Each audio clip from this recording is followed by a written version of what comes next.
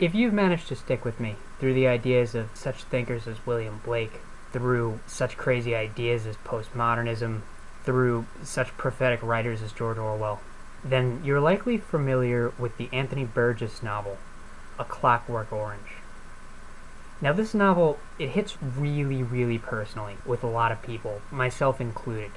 A lot of you might recognize it through the Stanley Kubrick movie, the legendary director who adapted the book for film, but the movie focuses really heavily on the institutional aspect of the story.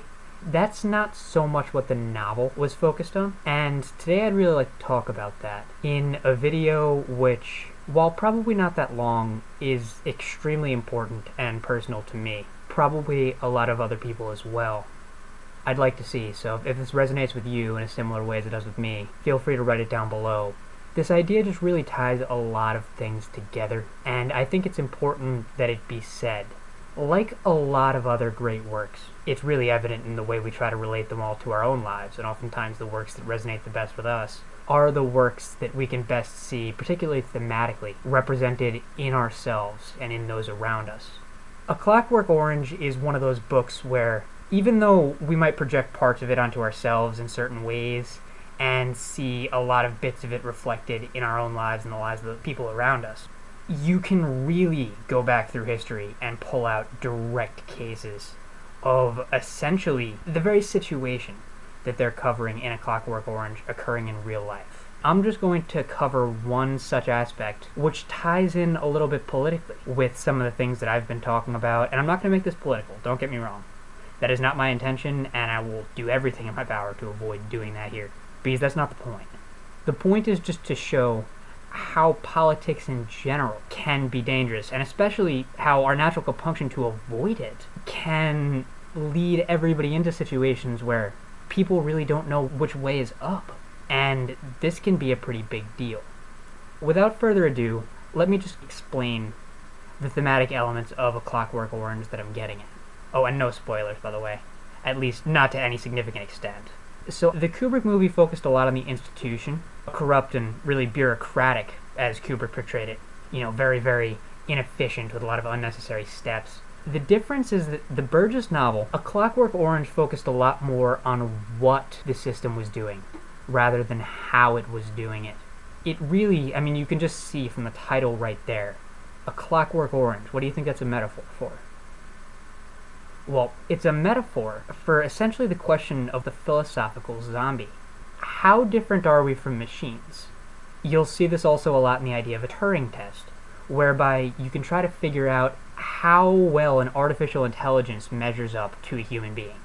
It uses an independent questioner who's interacting through something like an old AOL chat type box.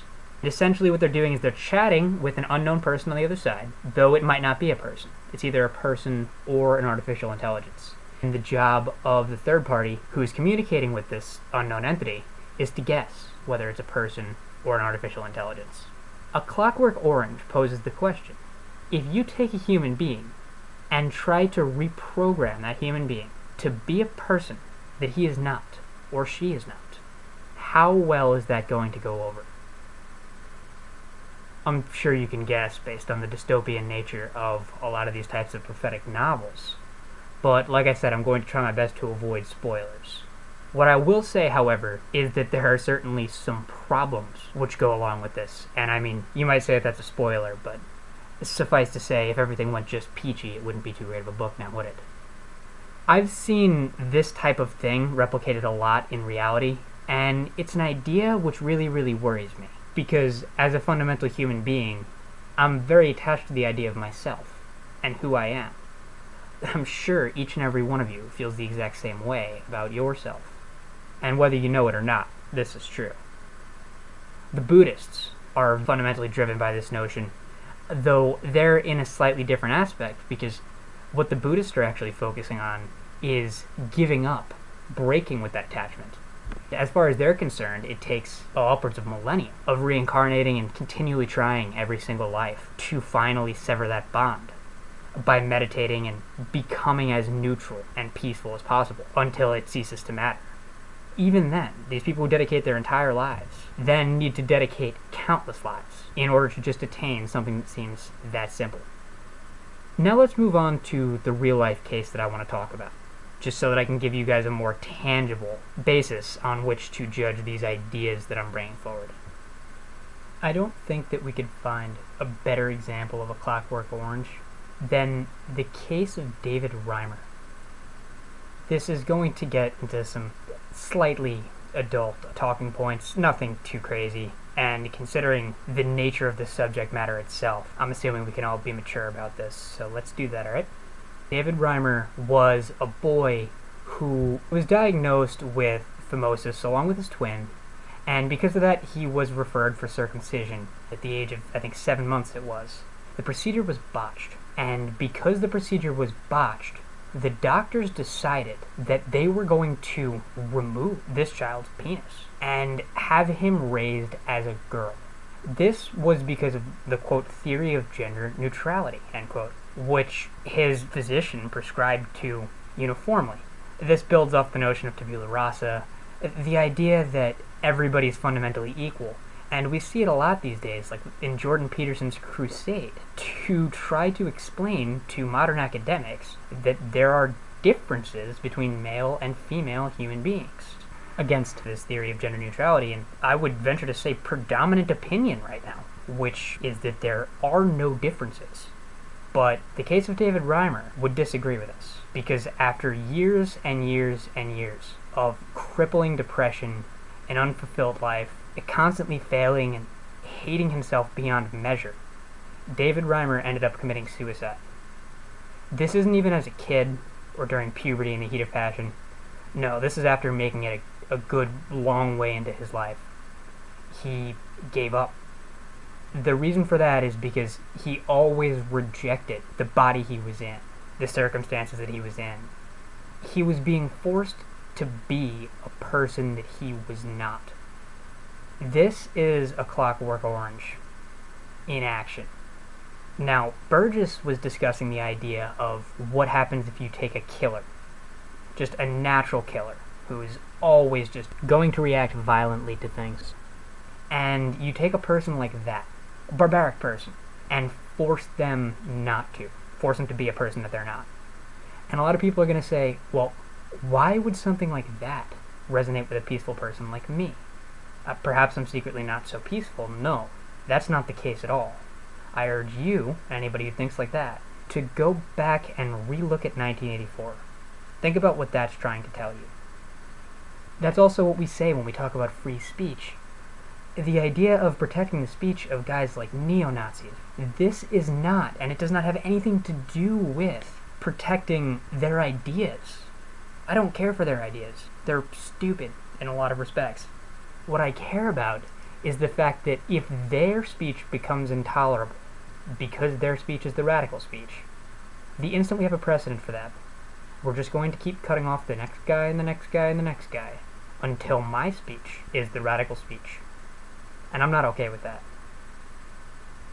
The idea of a Clockwork Orange is very much painted in the exact same light, at least in my mind. And the reason for that is because if you can't take a human being and force them to be someone that they're not, then we can't ever try to. We can impose repercussions. We can take that killer and lock him up in jail, for instance. We might do this in hopes that he would change himself, which is not the same thing. But if we try to fundamentally alter him, such that he becomes a person that he's not, and let him back out into society, that is a very, very different ballgame. One thing that we can learn from cases like David Reimer is that this is a whole lot more complicated than it looks. I'm going to cut it off there because YouTube seems to think that 10-minute videos are what they really want to go ahead and profess to everybody, so people seem to like as well. And at the same time, from here I'd be delving off into a little bit more of speculation, and before I do that I'd really like to let this idea sit with you guys. I'd like to hear what you have to say about it. I really hope it makes people think, because this kind of thing, it certainly makes me think. And I know I'm not the only one, because, heck, if you look at the bibliography of Anthony Burgess himself, what did he go on to write? But a book called 1985. Yes, that is the spiritual successor to 1984. So feel free to go out and peruse this material. Think about it for yourself. and be sure to let me know what you think. I might do a continuation episode on this. I'm probably going to refer back to it in the future, whenever I see situations like it occurring. Yeah, it's a discussion that I really think should be a lot more at the forefront of everybody's purview. And the fact that it's not is a little bit confusing to me. Because this whole notion of agency, the notion of the self as well, these things are the crucial issues of our time. Whether I'm dealing in medicine, whether I'm dealing in economics, whether I'm dealing in philosophy, whether I'm dealing in political theory, it all comes back to these crucial issues. If you like to be intellectually engaged, I'm just going to tell you point blank, that is where everybody ought to be engaging. Alright, that's all I have to say for today. Catch you later.